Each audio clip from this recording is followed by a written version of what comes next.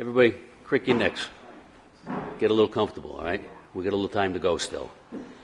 I'm Christopher Watson. You heard my wife Irene speak earlier. I live at 303 Jackson Schoolhouse Road in Pasco. Everybody likes to refer to how the crow flies in Burrillville.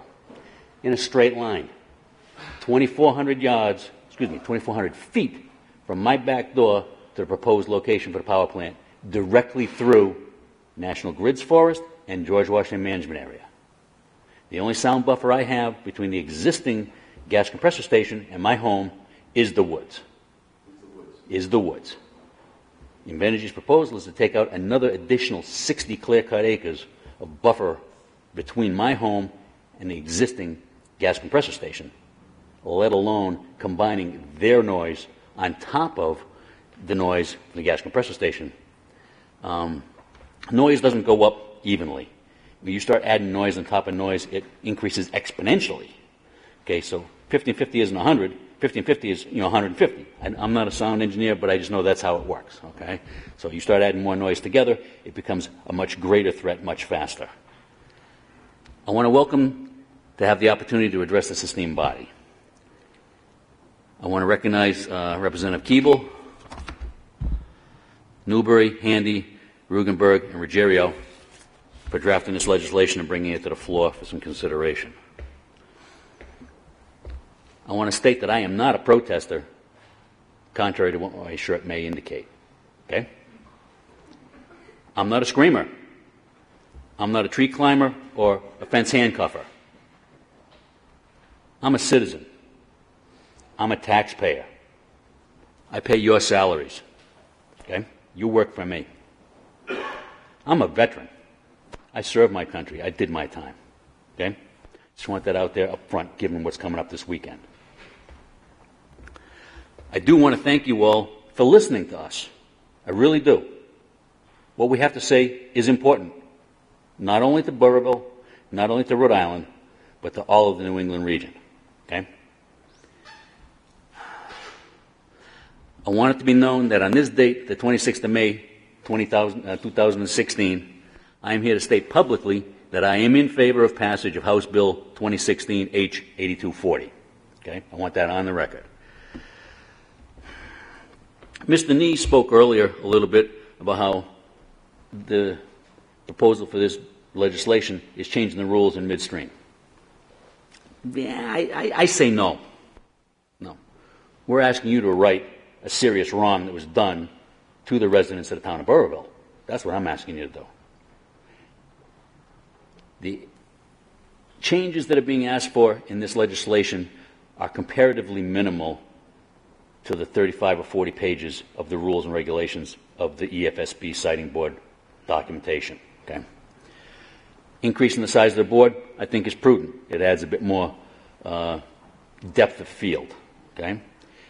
Adding persons from other aspects just makes it a bit more conducive for having a conversation. Some people are saying that it's a Governor Raimondo appointed board. Yes and no. The rules for the siting of the EFSB board dictate that the person who sits in the chair of the chairmanship of the PUC must be on this board. The siting board also dictates that the person that sits in the chair of DEM must be on this board, and the assistant chief of planning for the state of Rhode Island. Whomever the people are that have the unfortunate happenstance to be the people in those chairs when this board becomes activated. So I hold no grudges against the physical bodies of the people that are sitting in those chairs. They're doing their job as they're required to do.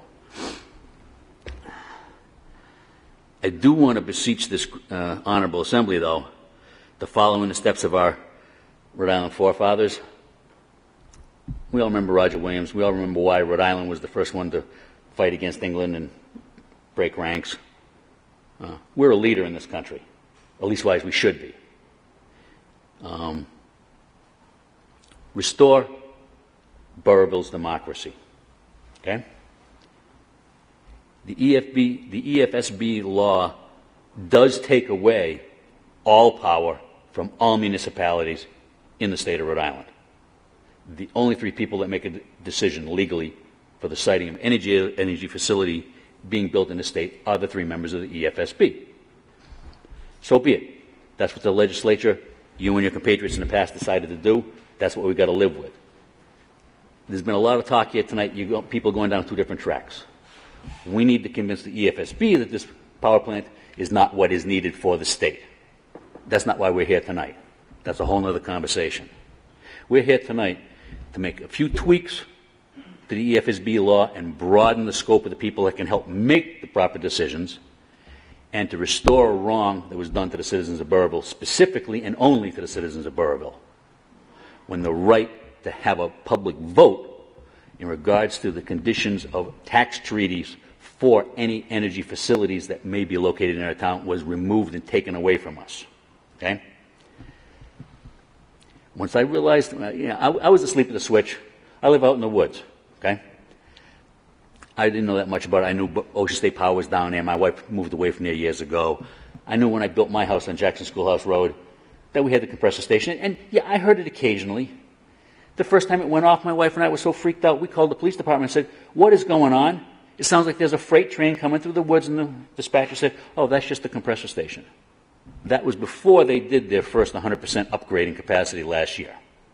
Now we hear it on a consistently regular basis. Okay?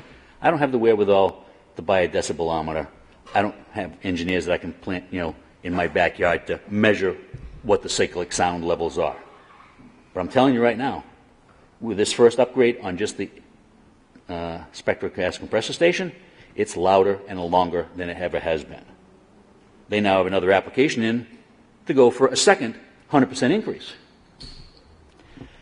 All I'm asking you to do here today is to vote and pass H8240.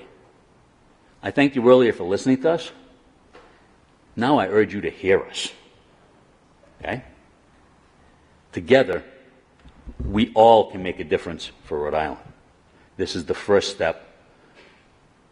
Let's strike at the bell for freedom. Give us our right to vote back.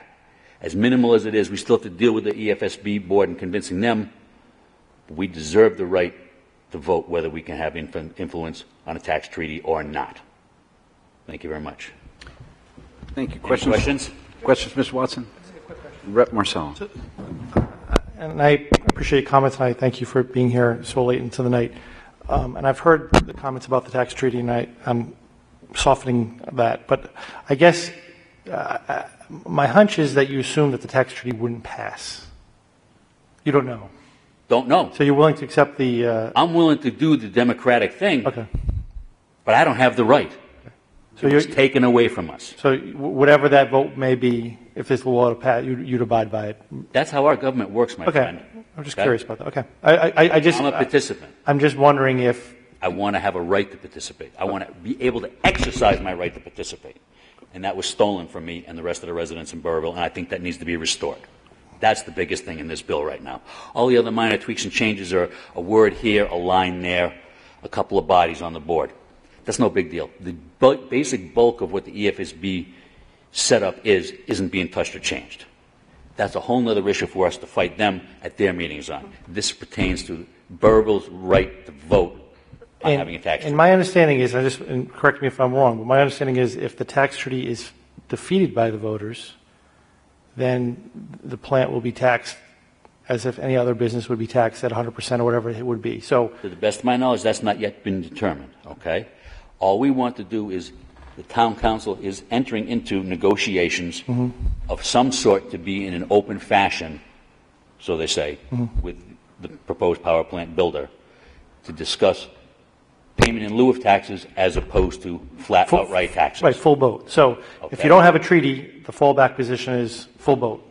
The only power that the town council has through, I want to say, I think it's 4430, but I don't have the citation with me, is that we do retain the power to tax at will, at any rate, so seen fit.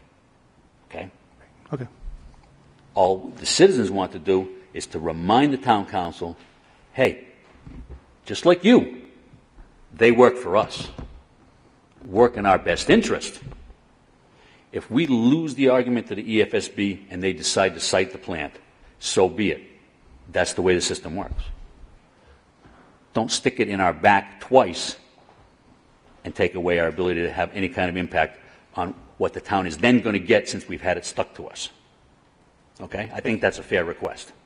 Give us back the rights that were taken away from us. Thank you for that clarification. Okay. Anyone else? Thank you, Mr. You seem to have a question before? No? No question. Okay. Oh, did you have and make sure you've got the microphone there. Thank you. Gotta Appreciate push, the invite. it's a new, yeah, you got to push the little button down toward the bottom of the, there it goes. Green must be on. Thank you so much. I'm curious, should I assume that your entire town council is facing re-election in No. this coming November? Not No. the case? Okay. No town council Staggered. 100% sits for re-election every election. I believe there's currently 3 members of the board that are up for re-election. Of a 7-member board? I believe that is correct. We're not even addressing that issue. That'll come out down the road depending on how they respond to the situation and what they do and say. The voters in town will then react accordingly. Okay? If they decide to let them stay, fine. If they decide to vote new people in to replace them, that's fine too. You know, that's another issue, again, down the road, just like us convincing the EFSB that the plant shouldn't be there in the first place. Okay? Okay. But the town council is being intentionally and specifically stating to being neutral so as not to show any undue influence on the designated zoning board, planning board, who have been dictated by the EFSB to provide an advisory opinion. The town council does not want to be seen influencing what that advisory opinion from those 2 subordinate boards will be. Does that make sense? I asked them specifically, once those 2 zoning boards, the zoning board and the planning board, make their advisory opinion to the EFSB, then the town council is free to make public their comments and their thoughts on the process. And they acknowledge that they would do that. Okay. Thank you. Anyone else? Thank you very much. Thank you for the Mr. time. I Watson. appreciate it.